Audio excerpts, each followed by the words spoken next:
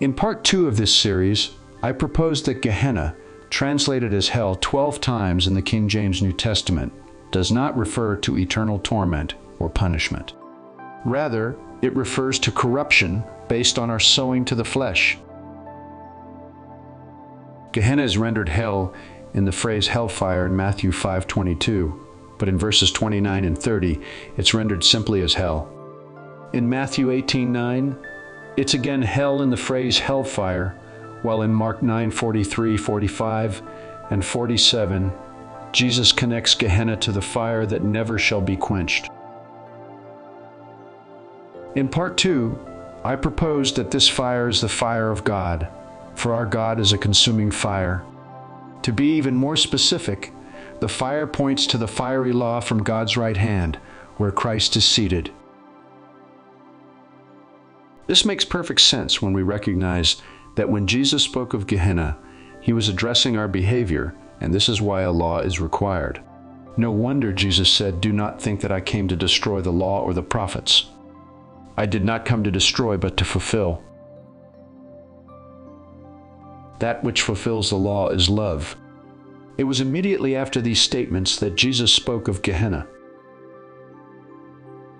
While Gehenna typifies our corruptible nature, the fire typifies the incorruptible nature of God's law. On the surface, the law seems to be a series of do's and don'ts, but beneath the surface, it is much more than that. Note that I said incorruptible nature of God's law. What is this incorruptible nature? It is the fire of his unrelenting love, the fire that shall never be quenched. As for the worm that does not die, this appears to emphasize that flesh and blood cannot inherit the kingdom of God, nor does corruption inherit incorruption. So it is that we must all be changed. After his resurrection, Jesus was no longer flesh and blood, but flesh and bones. Jesus said, "God is not the God of the dead, but of the living, and that all live to him." John wrote, "God is light, and in him is no darkness at all." God is fire, and fire is light, and light is life. So it's safe to assume that his kingdom is a kingdom of light and life, where no darkness exists. We could also say that no corruption exists since his kingdom is eternal. As we learned in part 2, corruption may not only refer to that which is evil, but also to the temporary nature of those things we see. So, think about this. If something is temporary, does this not imply death or dying? When we see a flower shrivel away once winter approaches, do we not say that the flower has died? So, in a sense, isn't this exactly what happens to us when we pass away? However, here's the important thing to understand. When the form dissolves, the life force within does not, for that is eternal. It is the substance of our Creator. No wonder Paul stated, "For from him and through him and to him are all things." Gehenna denotes corruption. Corruption denotes the temporary nature of that which we see. The temporary nature denotes that which is dying. So it's safe to say that Gehenna, or hell, is the manifestation of death. This brings us to the following. "And when he had opened the fourth seal, I heard the voice of the fourth beast say, 'Come and see.' And I looked, and behold, a pale horse. And his name that sat on him was Death, and hell followed with him. And power was given unto them over the fourth part of the earth, to kill with sword, and with hunger, and with death, and with the beasts of the earth." Okay, so here you will probably want to slap me because of where my mind goes.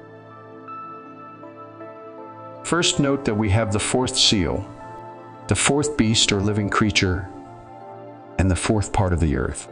That's 3 4s or 12 when added together. This is the number of governmental perfection and divine authority. Now note that John saw a pale horse, and its rider was Death. And hell followed with him. Why? Because hell is the manifestation of death. You cannot separate them. Just as sunlight is the manifestation of the sun but is not the sun, so too hell is the manifestation of death but is not death. But here's where we must pay attention. The hell that follows death is not Gehenna, but Hades. And Hades is the Greek form of the Hebrew word Sheol.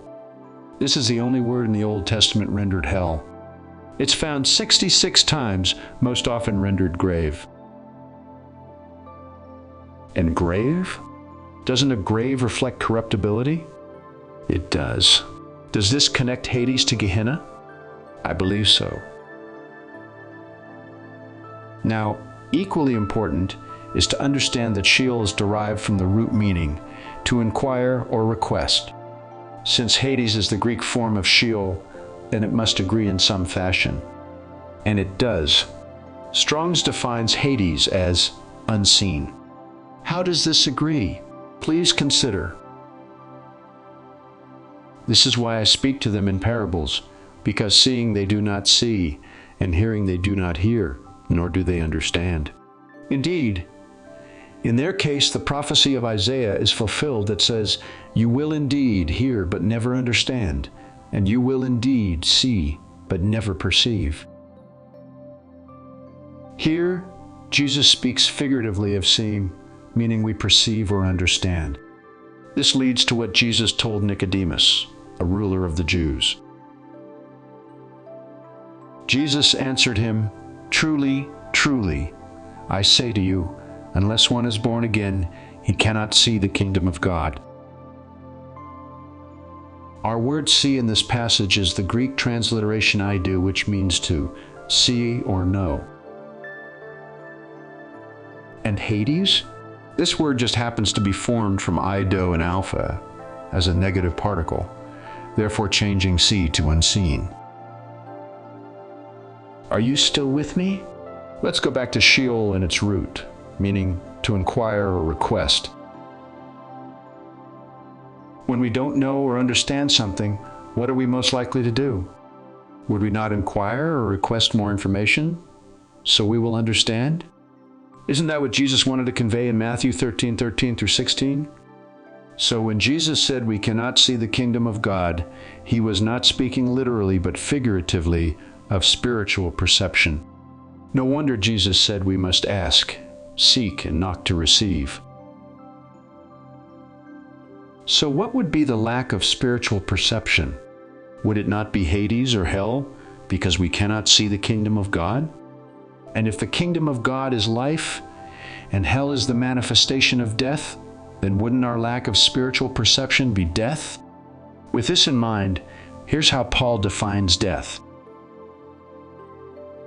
"And you were dead in the trespasses and sins in which you once walked, following the course of this world." Friend, what defines trespasses and sins if not the law? And what is at his right hand? A fiery law. And who is at his right hand? Christ. The same law that promotes righteousness is the same law that provokes lawlessness. Since love fulfills the law, then death could be defined as a lack of love for both God and neighbor. This lack of love manifests as doing harm to our neighbor. Now, with all of this being said, here's the most important point that I can make in this study. The last enemy that shall be destroyed is death. Then death and Hades were thrown into the lake of fire. This is the second death, the lake of fire. If I am correct that hell is the manifestation of death, then when death is destroyed, hell is too. Might this be why Paul said, "O death, where's your sting? O Hades, where is your victory? If both cease to exist, then neither is eternal." So much for the idea of eternal torment. And the lake of fire? For more about this, see my video study, What is the Lake of Fire? That's it for this video study, but be sure to join me next time. Thank you for being a part of Grain of Wheat Publishing.